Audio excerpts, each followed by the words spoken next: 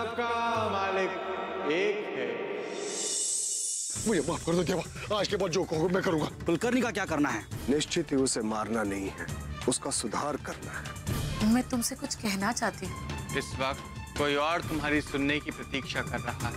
मुझे कुलकर्णी से ज्यादा रमा बहनी की चिंता है। इस समय तुम्हें रमा वहिनी के पास होना चाहिए। मेरा साईं दया का सागर है, ममता की मूर्ति है। सिर्फ अपने भक्तों का दुख ही नहीं, भीषण, भयंकर और असाध्य रोग भी अपने शरीर पर खींच लेता है। तो मेरी भक्ति में क्या कमी रह गई ताई? जो साई चरणों को मेरे आंसू भिगा नहीं पा रहे ताई, उसकी ये दया, ममता, करुणा मुझ पर और मेरे परिवार पर क्यों नहीं बरस रही है ताई? क्यों नहीं बरस रही है? कुछ कारण तुम भी जानती हो रमा, कुछ कारण हम भी जानते हैं। मेरा साईं इस समाज, इस संसार को एक ही सूत्र में बांधना चाहता है। मेरा साईं हमेशा कहता है, आओ हम सब मिलकर एक ऐसा जहां बनाएं जहां केवल प्रेम के पंछी उड़ते हों, जहां जात पात, ऊंच नीच, कुल गोत्र, धर्म, मजहब जैसी गंदी मानसिकता ना हो। एक ऐसा संसार जहां कुएं बटे ना हो, घर घर के बीच, इंसान इंसान के बीच कोई दीवार ना खड़ी हो। एक ऐसा जहां एक सांझे चूल्हे पर सब कुछ और सबका भोजन पकाया जा सके। जानती हूँ, और ये भी जानती हूँ कि उनके इस उपदेश के सामने सबसे बड़ी बाधा मेरे स्वामी है। पर ताई, उनके पापों का दंड मुझे क्यों? मेरे आदिनाथ को क्यों ताई? नहीं नहीं रमा, कुलकर्णी भाव के कर्मों का दंड तुम्हें नहीं भुगतना होगा। मेरा साईं आदिनाथ और तुम पर अपनी कृपा की वर्षा अवश्य करेगा। मुझे विश्वास नहीं होता ताई। मेरे स्वामी अब... नहीं रमा, ऐसा मत कहो। जो साईं पर अखंड विश्वास करते हैं, साईं उनका विश्वास कभी खंडित नहीं होने देते। मेरा मन बहुत घबरा रहा है ताई। देवा डाकू के बारे में आज तक जो कुछ भी सुना है, उससे मेरी आशंका बढ़ती जा रही है ताई। रमा, देवा डाकू को भूल जाओ, साईं को सुनो, साईं को याद करो, साईं को जपो।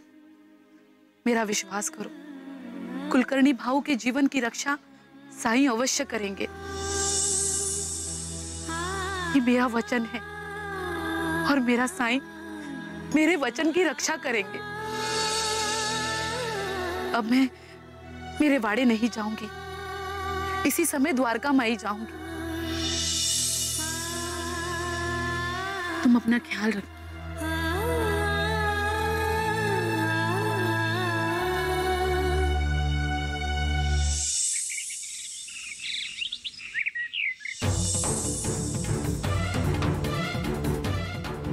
तो अब मातृभूमि का रक्षा, डाकू बनकर आतंक फैलाने लगकर तो अब मातृभूमि का रक्षा, डाकू बनकर आतंक फैलाने लगकर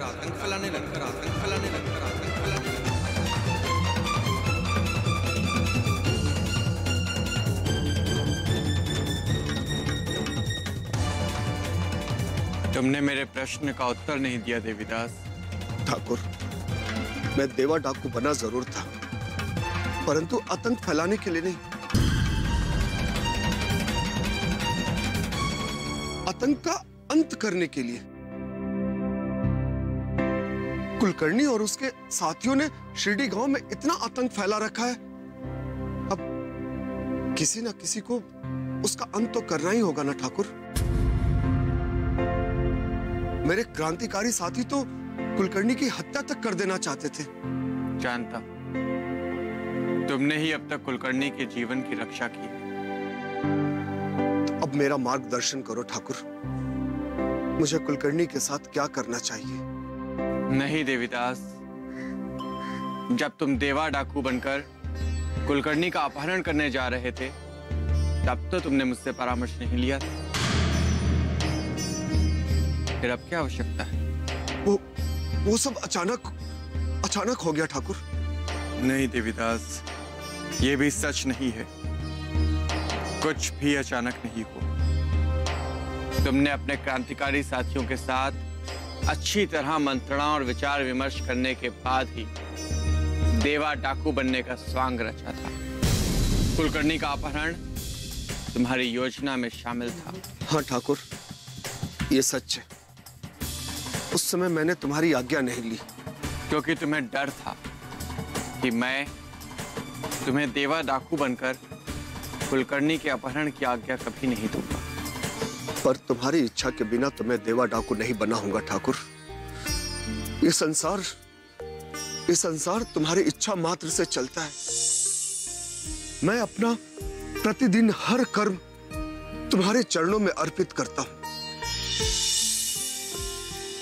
हाँ, माना मैंने तुमसे यह परामर्श नहीं लिया, परंतु मेरा देवा डाकू बनने का कर्म तुम्हारे आशीर्वाद से ही संभव हुआ।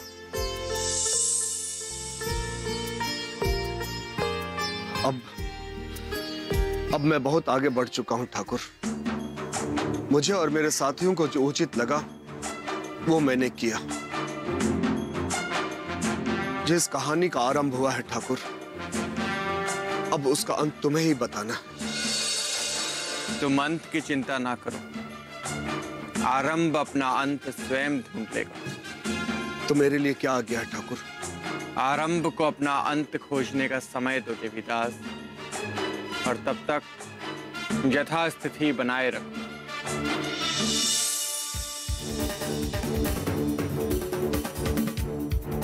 अब मुझे जाना होगा ठाकुर।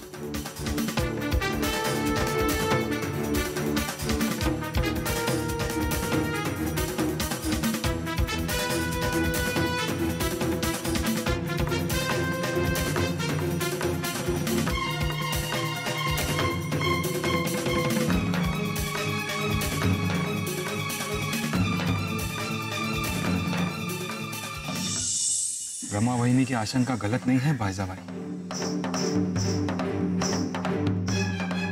हम सबने मिलकर रमा वहिनी के लिए देवा से कितनी प्रार्थना की, पर देवा ने हमारी प्रार्थना नहीं सुनी। पर अब उसे सुननी पड़ेगी। वो अपनी माँ की बात नहीं टाल सकता। भाईजा भाई, हम लोग भी तुम्हारे साथ मस्जिद चलें? नहीं, इस समय हम सबका एक साथ बाईजा के साथ जाना उचित नहीं है। बाईजा को अकेले ही जाने दो।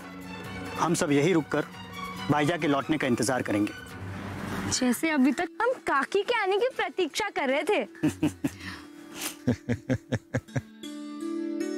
बाकी सब रुके तो मुझे कोई आपत्ति नहीं, पर भगत जी आपको नहीं रुकना चाहिए। क्यों? मैंने ऐसा कौन सा पाप कर दिया है? बात पाप की नहीं है, साईं आज्ञा की है। आप शायद भूल गए कि साईं ने आपको क्या आज्ञा दी थी। अपने घर लौट जाओ। शिवूबाई के होठों पर मुस्कान लाने का प्रयत्न करो। बीठा बाई की किलकारियां बनो।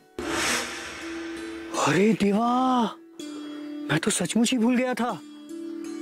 देवा ने मुझे शिवबाई के होठों की मुस्कान और बिठाबाई की किलकारियां बनने की आज्ञा दी थी।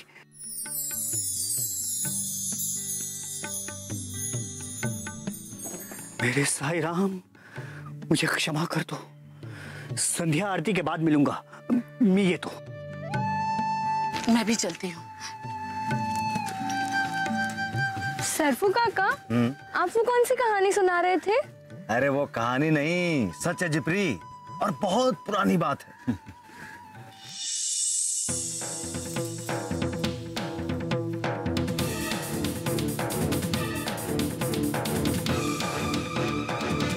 अच्छा बुलाओ, बाहर आ जाओ, आसपास कोई नहीं दिख रहा है।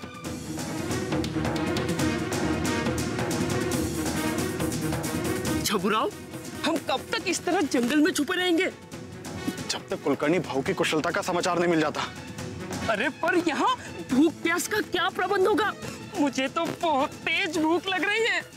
तुझे अपनी भूख की चिंता सता रही है, कुलकर्णी भाऊ की जरा भी चिंता नहीं है। जरा सोच, सुबह से उन्होंने कुछ भी नहीं खाया होगा, वैसे भी उनसे भूख बर्दाश्त नहीं होती है। और वो देवा डाकू, उसने पता नहीं कुलकर्णी भाऊ की क्या दुर्दशा की होगी। पर भूखी तो रमा वहिनी भी होंगी और चिंतित भी।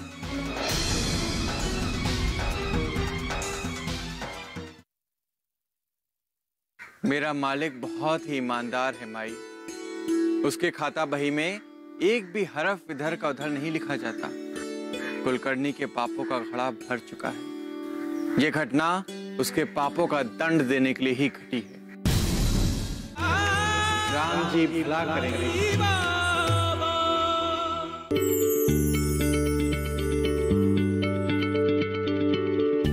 क्या आप किसी बीमारी से परेशान हैं? चाहते हैं डॉक्टर की सलाह? तो हम हैं आपके साथ। बताएंगे आपको जीने की राह। समस्याएं आपकी, समाधान देश के मशहूर विशेषज्ञों के। घर बैठे बात करें देश के जाने माने डॉक्टरों से।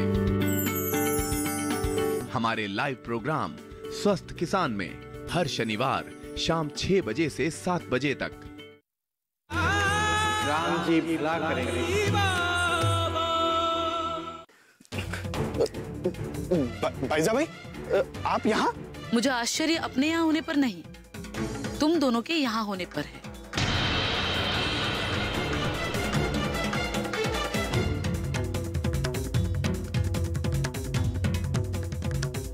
क्या मैं जान सकती हूँ इस समय तुम दोनों इस जुर्मुटों में क्या कर रहे हो?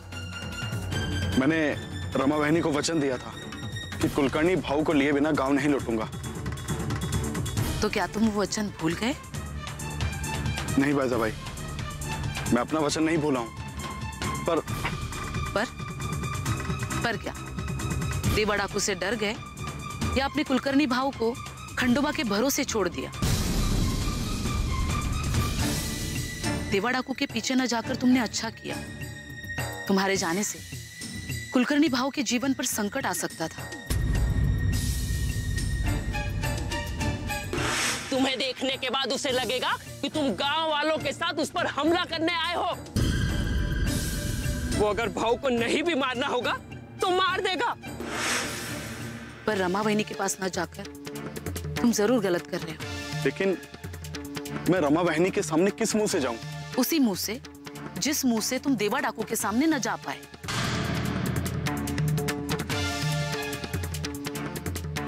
इस समय रमा बहनी को तुम दोनों की आवश्यकता है। कुलकर्णी भाऊ के अपहरण के बाद गांव में कुछ लोग बहुत खुश हुए हैं। उनके उत्साह में कहीं वो रमा को कोई हानि ना पहुंचा दे। पर क्या रमा बहनी हमें क्षमा करेंगी? हो सकता है न करे, पर तुम दोनों के पास उसके अलावा कोई और ठिकाना भी है?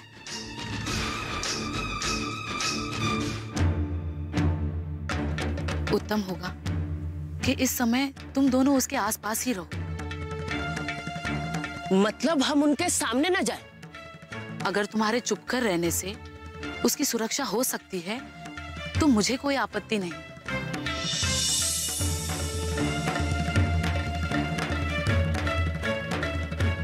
मैंने रमा को इससे पहले इतना निराश, इतना अकेला और परेशान कभी नहीं देखा। मतलब आप रमा बहनी से मिली थी? उसे ही मिलकर आ रही। अब भाईजा भाई फले भी फकीर से मिलने जा रही है। हमें भी रमा बहनी के पास चलना चाहिए। पास नहीं छबुराओ, आसपास।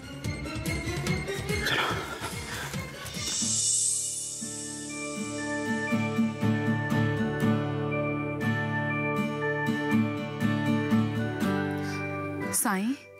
माई, अगर तुम मुझसे कुलकर्णी की खुशहाली मांगने आई हो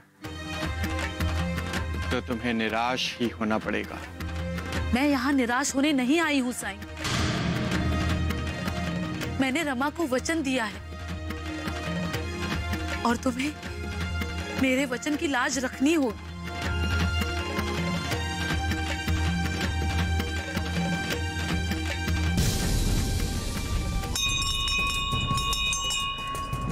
और जो ना रखूं तो मैं तुम्हें आज्ञा दूंगी। कहो माँ, क्या आज्ञा है तुम्हारी?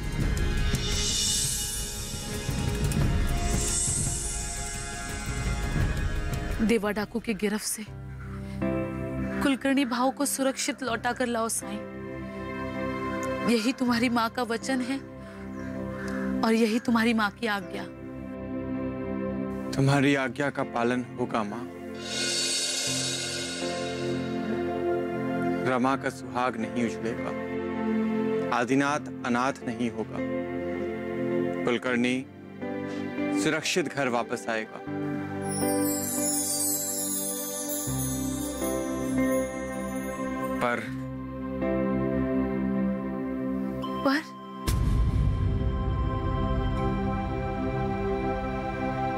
पर क्या साईं? तुम चुप क्यों हो गए साईं? मेरा मालिक बहुत ही ईमानदार है माई। उसके खाता बही में एक भी हरफ इधर का उधर नहीं लिखा जाता।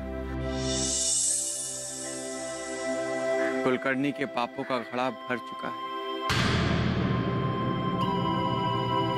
यह घटना उसके पापों का दंड देने के लिए ही घटी है, परंतु मां की आज्ञा के सामने नियति ने भी सर झुका दिया है।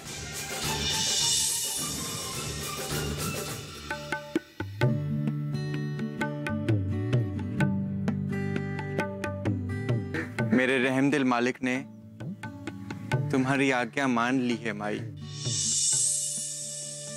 पर अब हमें भी मेरे मालिक की इच्छा का आदर करना होगा। क्या इच्छा है मेरे मालिक की?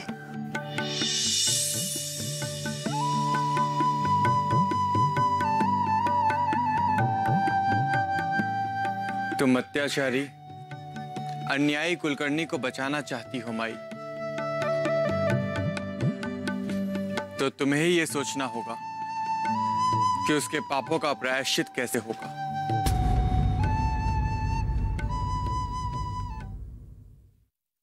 इसे कुछ भी खाने को नहीं देना चाहिए था। अगर ये भूख और प्यास से मर गया तो इस मौत का दोष हम पर नहीं, भूख पर आएगी। अरे निट्टू, क्या कर रहा है? अरे भाग! राम जी भला करेंगे।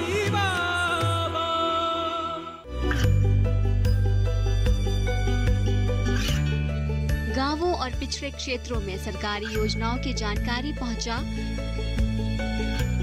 देश में कौशल और क्षमता विकास कर ग्रामीणों को सामाजिक बदलाव और विकास से जोड़ने की दूरदर्शन किसान की पहल चौपाल चर्चा देखें सोमवार से शुक्रवार सुबह 9 बजे। राम जी भला करेंगे। यदि तुम कुलकर्णी के पापों का प्रायश्चित कर सकती हो माई, तो मेरे रहमदिल मालिक की रहमत उसे अवश्य मिलेगी। रमा के घर आंगन में खुशियों का बसेरा बना रहे, इसके लिए हमें कोई ना कोई रास्ता निकालना होगा। ये रास्ता तुम्हें ही सोचना होगा माई।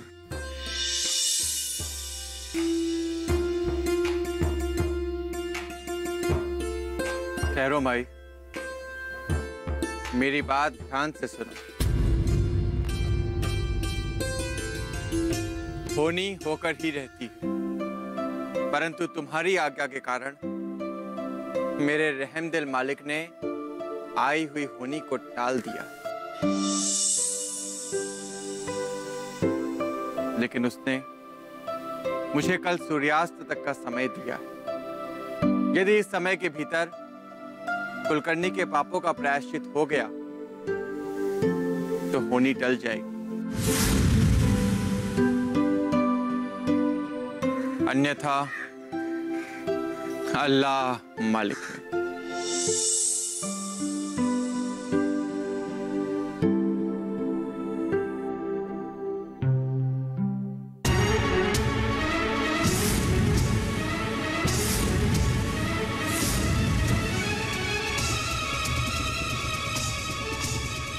तुम समझ नहीं रहे हो। अधिक समय तक हमारा यहाँ छुपे रहना ठीक नहीं है। सिरडी गांव का बच्चा बच्चा कुलकर्णी को जानता है। अगर हमें यहाँ किसी ने देख लिया ना तो हमारा भेद खुल जाएगा। नहीं, जब तक मेरे ठाकुर की इच्छा नहीं होगी ये भेद नहीं खुलेगा। मैं नहीं जानता तुम किस ठाकुर पर विश्वास करते हो, पर हम इस तरह से हाथ पर हाथ धरे तो बैठ नहीं सकते ना। मधुकर ठीक कह रहे हैं भाऊ। आरंभ अपना अंत नहीं ढूंढेगा। कहानी हमने शुरू की है, हमें ही खत्म करनी होगी। और इस कहानी का सरल अंत होगा अन्यायी, अत्याचारी और फिरंगियों के पिट्ठू कुलकर्णी की हत्या। नहीं, कुलकर्णी की हत्या नहीं होगी। मैं पहले भी कह चुका हूं। तुम अपने ठाकुर के चक्कर में बलिराम की तरह हमें शहीद तो नहीं करवा दोगे ना देवीदास? देवीदास नहीं बोलने का, देवा डाकू बोलने का, देवा भाव बोलने का। तुम्हें अपने नाम की चिंता है और हमें अपनी जिंदगी की। तुम्हें चिंतित होने की आवश्यकता नहीं है। अगर मुझ पर विश्वास है तो जो मैं कह रहा हूं वही करो। तुम पर केवल मुझे ही नहीं पूरे दल को विश्वास है, इसीलिए हमने तुम्हें अपना नायक चुना है। पर हम कुलकर्णी का पालन करने के बाद चुप नहीं बैठ सकते। मैं चुप बैठने के लिए नहीं कह रहा हूं। कहो मुझे क्या करना होगा। तुम सिर्फ एक काम करो, तुम यहां आस-पास जाकर गश्त करते रहो। अगर कोई भी संदिग्ध दिखे तो हवाई फायरिंग करना। वंदे मातरम, वंदे मातरम, वंदे मातरम। मधुकर, तुम कुलकर्णी पर नजर बनाए रखना।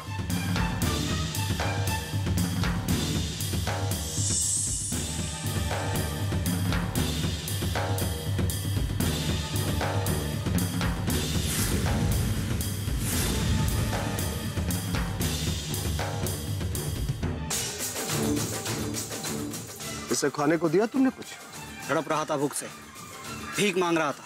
मैंने अपने हिस्से की झुमका भाकर इसे खिला दिया। गलती किया तुमने, गलती किया तुमने। इसे कुछ भी खाने को नहीं देना चाहिए था। इसे भूख प्यास से तब तक तड़पाओ। अगर ये भूख और प्यास से मर गया तो इस मौत का दोष हम पर नहीं, भूख पर आएगी। बचाओ, बचाओ।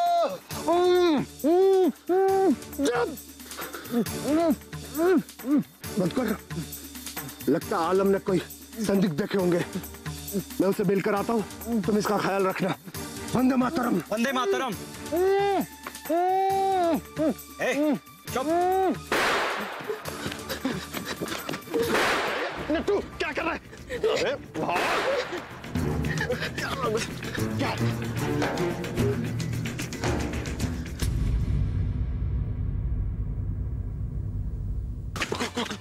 पहले इस बाइजा को निपटाना होगा।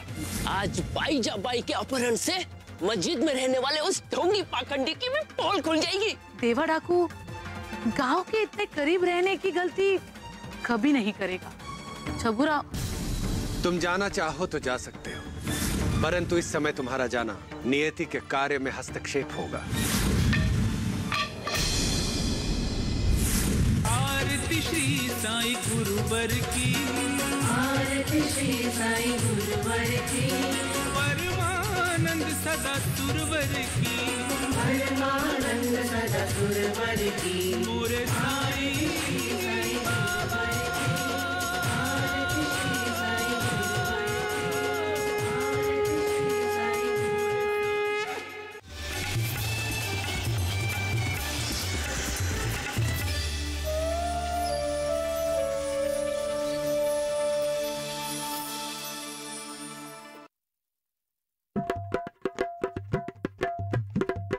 कुछ नया सोचने की हिम्मत, कुछ कर गुजरने का जुनून। आइए मिलिए हिंदुस्तान के नवाचारियों से। देखिए कच्चे रास्ते